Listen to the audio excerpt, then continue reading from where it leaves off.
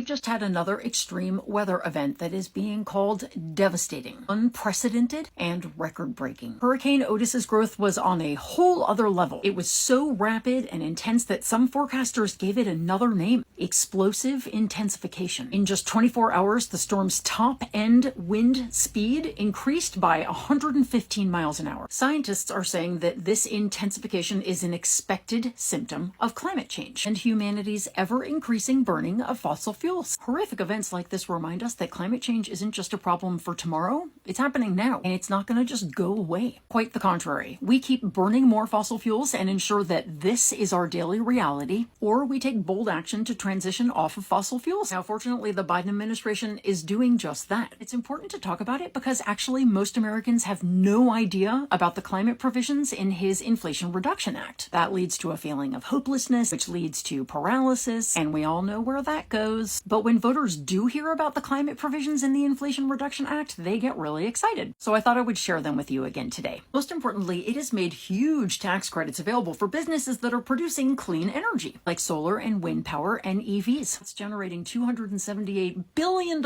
in new investments, often in frontline communities. But there's more. The Inflation Reduction Act also created standards that ensure that the companies that are receiving these credits pay their workers a fair wage and make their stuff in America. It also makes investments to reduce pollution and improve public health in disadvantaged communities that are disproportionately affected by climate change. The Inflation Reduction Act does more. It has also created penalties for oil and gas companies that are pumping excess methane into the air. And it made an $8.8 billion investment in home energy efficiency investments. That's $14,000 per household. There's so much more. I just don't have time to describe it all. Just know that by motivating companies to shift to renewable energy, the Inflation Reduction Act is promoting cleaner air, lowering energy bills, and creating a healthier planet. It's setting the U.S. on a course towards a fair, equitable, and economic clean energy transition. What does that mean? That if we can keep the Republicans from gutting this bill, events like this will be our present, but they don't have to be our future.